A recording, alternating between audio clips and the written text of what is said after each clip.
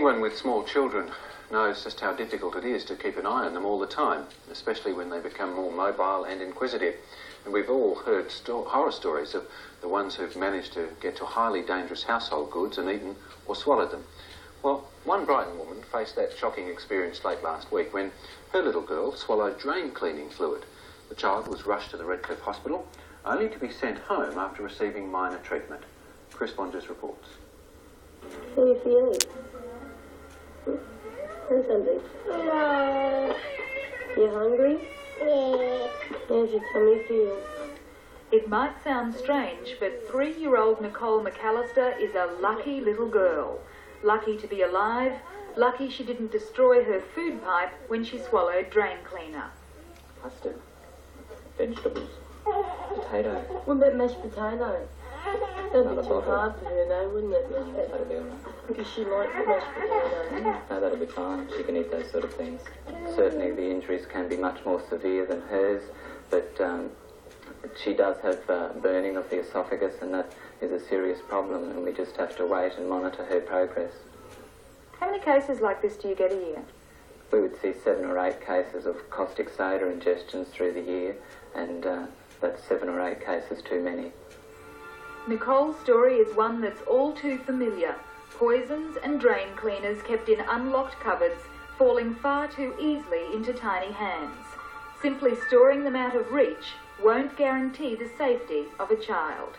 She climbed onto a washing basket and then up onto the machine and opened the cupboard and climbed up.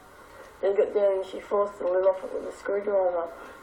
When did you find out she'd taken Drano? When she woke me up screaming, it would have been just before 7 o'clock she woke me up. Brenda McAllister did what any parent would do. She phoned an ambulance and had Nicole taken straight to the nearest hospital, in this case, Redcliffe. I went into casualty and we saw a young Chinese doctor, and he couldn't really speak very good English. I couldn't really understand him. And I told him that she drank Drano, and he said, "What's Drano?" And I explained to him, because I didn't know for sure until the doctor told me what it actually is. And I told him, he just checked the tongue and that, and he sent her home. I've got nothing against him, but he could have found another doctor that he could understand me, so I could understand him. Are you saying there was just a communication breakdown? Yeah, because he didn't know what Drano was. Fortunately for Nicole, Redcliffe Hospital realised its mistake and told Mrs McAllister to take her daughter to Royal Children's for treatment. 5 days later, she's still in hospital, recovering.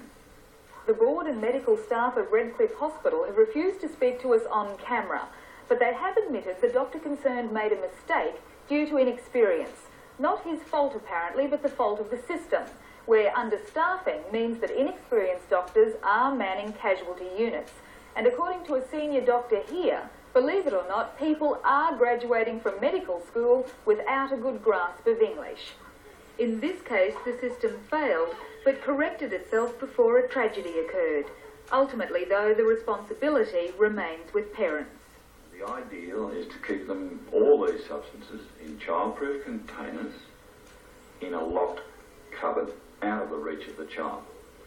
Now, I stress that there are the 3 components, because a child can break a childproof lock, a child can climb up and reach them, but if it's locked and it's a childproof container and it's generally out of reach, you minimise the chance of the child getting access to any of these substances. Locking of that cupboard seems to be the most important thing. Christine Bonges reporting. And late this evening we received a telex statement from the chairman of the Redcliffe Hospital Board. That statement says that the board was aware of the circumstances of the incident and would take appropriate action. Well done. However, it does tend to somewhat downplay the seriousness of Nicole McAllister's condition when it's considered that she was serious enough a bit later on to warrant a police escort to the Royal Children's Hospital, where she, of course, is still there.